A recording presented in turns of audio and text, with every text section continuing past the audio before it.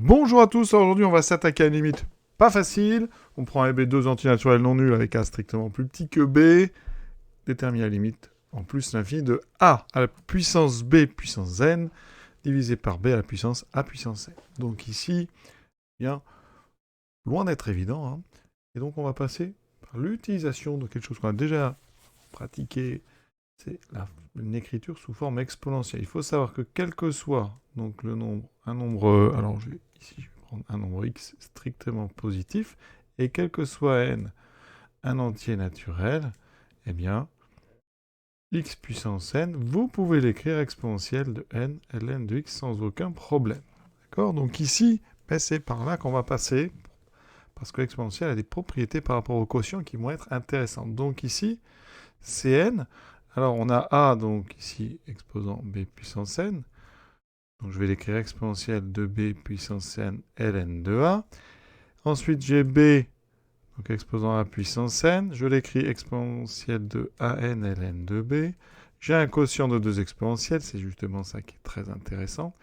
Donc je vais le transformer en soustraction. Ici, exponentielle de Bn ln de A, en soustraction au niveau de la puissance, bien sûr. A puissance n ln de B. Maintenant, on va s'occuper de ce qu'il y a à l'intérieur de l'exponentielle. Voilà. Ici, je vous propose une petite factorisation. On a Bn ln de A moins A puissance n ln de B.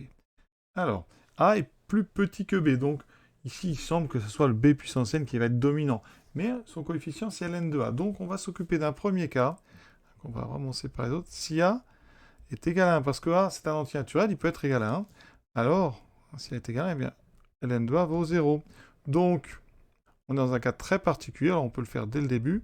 Cn vaut quoi? 1, donc avec un exposant Bn, et B avec un exposant 1 puissance n, ce qui me fait ici 1 sur B. Donc dans ces cas-là, il n'y a pas de problème, la limite de Cn, c'est donc égal à 1 sur B. Maintenant, donc tout ce qu'on va faire, ce sera pour A, donc strictement plus grand que 1, c'est-à-dire pour A supérieur ou égal à 2. Dans ce cas-là, ln de A est donc un nombre strictement positif. Et ici, je vais factoriser par Bn. J'obtiens, dans les parenthèses, ln de A moins, donc A puissance n ln de B sur B puissance n. L'étape suivante, on a A puissance n sur B puissance n. Et bien ici, vous voyez, on va mettre A puissance n sur B puissance n sous la forme d'une seule puissance. A sur B puissance n ln de B. Et ce qui m'intéresse, c'est la limite de, donc, de A sur B puissance n quand n tend vers plus l'infini. Alors, c'est facile à trouver parce qu'on a pris A qui est supérieur à 2. D'accord? A qui est inférieur à B. Donc A est inférieur strictement à B. Les deux sont positifs strictement. Donc quand je fais A sur B, eh bien j'obtiens un quotient qui est entre 0 et 1. D'accord? Une fraction. Donc on a vu un chapitre dans les suites géométriques. Quand A sur B est entre 0 et 1 strictement, la limite de ce quotient ici à la puissance n, c'est 0. D'accord? Q puissance n, si Q est entre 0 et 1, ça tend vers 0.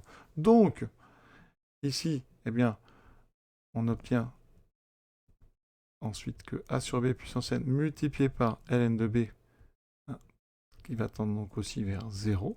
Et donc, dans notre parenthèse, eh bien, ça tend vers ln de A. Et ça, c'est intéressant. La limite donc de ln de A moins A sur B puissance n ln de B, eh bien, elle vaut ln de A, qui est un nombre, je l'ai dit, strictement positif, puisque A est supérieur ou égal à 2. On a traité le cas égal à 1 avant. Donc on a ici un terme qui tend vers ln de A, qui est un nombre strictement positif. On a du B puissance n ici. Alors B, je rappelle qu'il est plus grand que A, qui lui-même dans ce cas-là est plus grand que 2. Donc B est plus grand strictement que 1, et ça nous dit quelque chose, c'est que la limite de B puissance n, c'est donc plus l'infini.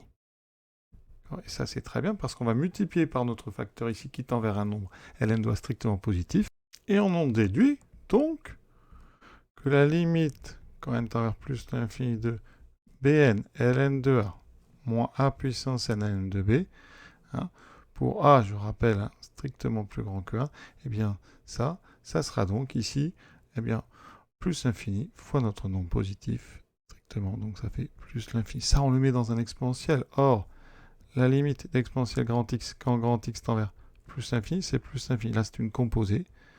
Donc, eh bien, ça veut dire que la limite en plus l'infini de notre exponentielle, donc de b puissance n ln de a moins a puissance n ln de b, c'est donc l'exponentielle en plus l'infini, c'est donc plus l'infini. Conclusion, eh bien la limite de Cn, quand n tend vers plus l'infini, c'est donc plus l'infini. Et je rappelle, hein, ça c'est pour a strictement plus grand que 1. Donc, deux réponses. Si a égale 1, ça fait 1 sur b. Si a est strictement plus grand que 1, la limite, c'est plus l'infini. Voilà. Exercice terminé. À très bientôt.